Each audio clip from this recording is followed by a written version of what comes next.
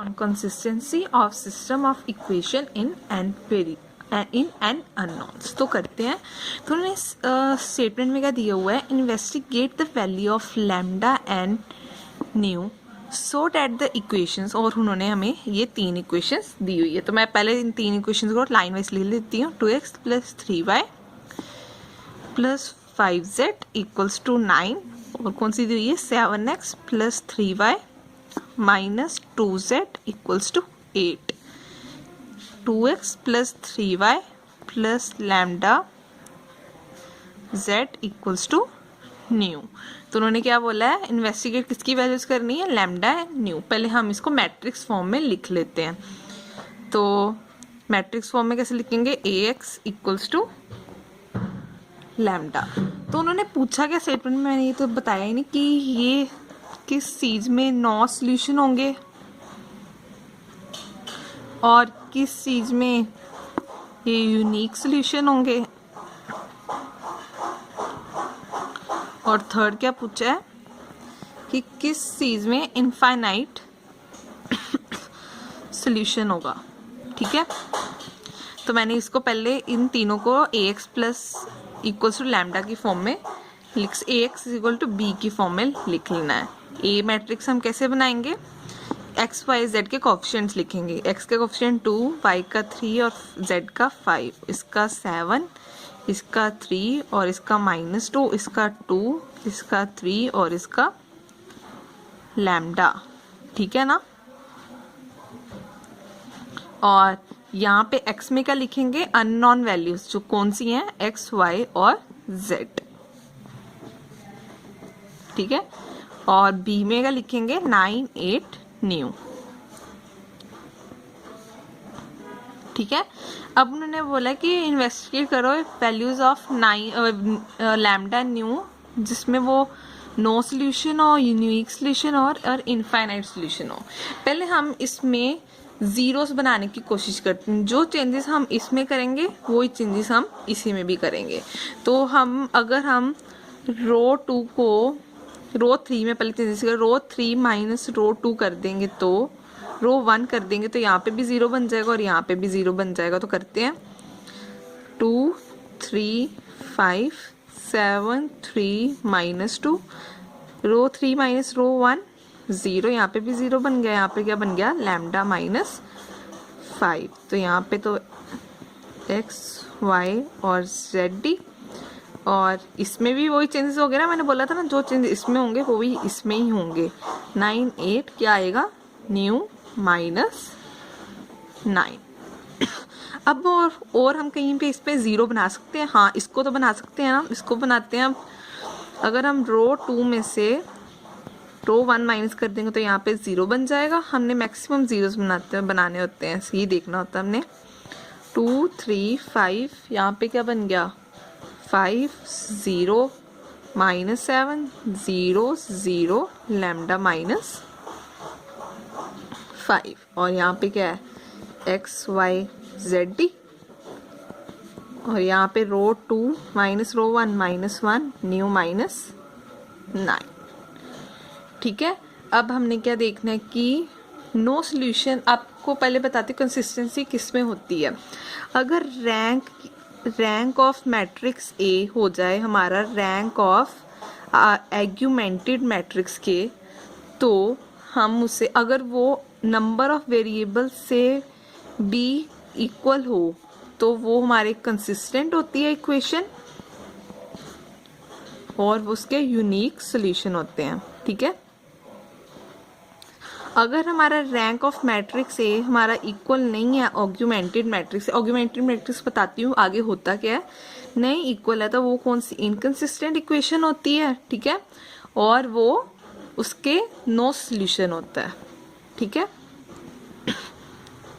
अगर हमारा rank of matrix A equal है रैंक ऑफ आर्ग्यूमेंटेड मैट्रिक्स और वो लेस देन एन है, एन होते हैं अननोन वेरिएबल जो एक्स वाई जेड है हमारे पास, तो वो कंसिस्टेंट ही होती है पर उसके इनफाइनाइट सॉल्यूशंस होते हैं। ठीक है, तो अब हमने क्या देखना है कि नो सॉल्यूशन, नो सॉल्यूशन मतलब कि रैंक ऑफ आर हमारा किसके इक्वल नहीं होगा, रैंक ऑफ आर्ग्यूमेंटेड मैट्रिक्स।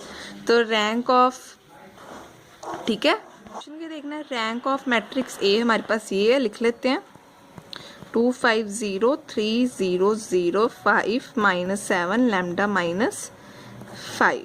और हमारे पास आर्ग्यूमेंटेड मैट्रिक्स होता है जो हम इन दोनों को कंबाइन कर देंगे, वो क्या हो जाएगा हमारे पास आर्ग्यूमेंटेड मैट्रिक्स। वो भी लिख लेती हैं 2 5 0 3 0 0 5 -7 लैम्डा -5, और इसे भी साथ में लिख लेंगे 8 -1 न्यू -9। ठीक है, अब हमने किस में केस में लगाना, नो सॉल्यूशन में। तो आपको पता है इसका रैंक क्या है, 3 है, इसका रैंक क्या है हमारे पास 3 है, पर हमें नो सॉल्यूशन में क्या चाहिए, इन दोनों का रैंक सेम नहीं होना चाहिए। अगर हम यहाँ पे लैम्डा को 5 पुट कर देते हैं तो इस केस में हमारा रैंक क्या आ जाएगा 2, और इस केस में हमारा रैंक क्या रहेगा 3 रहेगा ना, क्योंकि यहाँ पे तो एक 0 रो बन जाएगी, यहाँ पे 2 नॉन जीरो रो होगी, पर यहाँ पे तो 3 नॉन जीरो रो ही रहेंगी। तो इसका रैंक क्या हो जाएगा 2 हो जाएगा, इसका रैंक क्या हो जाएगा 3 रहेगा। तो ये दोनों मैट्रिक्स का ए का रैंक आर्ग्यूमेंटेड मैट्रिक्स से नहीं मैच करेगा, तो वो इनकंसिस्टेंट हो जाएंगे, उसका सोल्यूशन क्या होगा नो।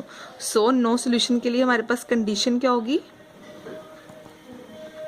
लैम्डा इक्वल्स टू 5 होना चाहिए एंड न्यू हमारा 9 के इक्वल नहीं होना चाहिए। अगर हमारा न्यू 9 के इक्वल हो गया और लैम्डा भी हमारा 5 हो गया, ये तो ये भी 0 हो जाएगी सारी रो, तो इसका भी रैंक 2 आ जाएगा, इसका भी रैंक 2 आ जाएगा, तो हमारे पास कंसिस्टेंट हो जाएगी। पर हमें कौन सी चाहिए, नॉन सोल्यूशन वाली, इसलिए हमने लैम्डा 5 पुट किया और न्यू हमने किसके इक्वल पुट किया, नॉट इक्वल्स टू 9।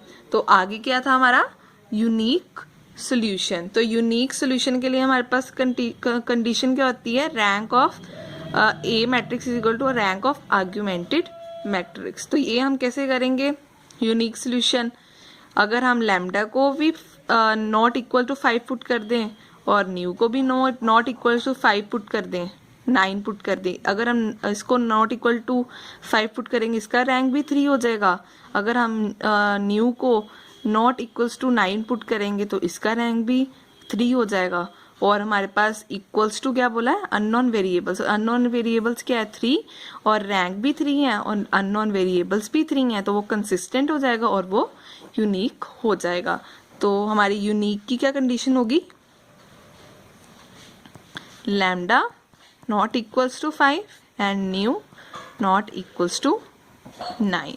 आगे क्या उन्होंने बोला है, इनफाइनाइट सोल्यूशन। तो इनफाइनाइट सोल्यूशन की क्या होगी कि वो दोनों इक्वल हो और वो लेस देन हो अननोन वेरिएबल से। ठीक है, अगर हम लैम्डा को 5 पुट कर देंगे तो यहाँ पे लैम्डा की यहाँ पे रैंक कितना आ जाएगा 2 आ जाएगा, क्योंकि ये तो 0 में कन्वर्ट हो जाएगी सारी रो। अगर यहाँ पर हम लैम्डा को भी 5 पुट कर दें और न्यू को भी 9 पुट कर दें, ठीक है, तो दोनों का ये भी सारी रो 0 हो जाएगी, इसका भी रैंक क्या आ जाएगा 2 आ जाएगा, और ये दोनों का रैंक 2 हो जाएगा। ये कंडीशन तो सेटिस्फाई कर ली, पर वो किससे कम हो जाएगा, अननोन वेरिएबल से। अननोन वेरिएबल्स कितने हैं 3, पर इन दोनों का रैंक कितना है 2, और वो किससे लेस देन है 3 से। तो हमारा कौन सी कंडीशन सेटिस्फाई करेगा, इनफाइनाइट। तो इनफाइनाइट की हमारे पास कंडीशन क्या होगी, lambda equals to 9 and new equals to 9. So this is the answer.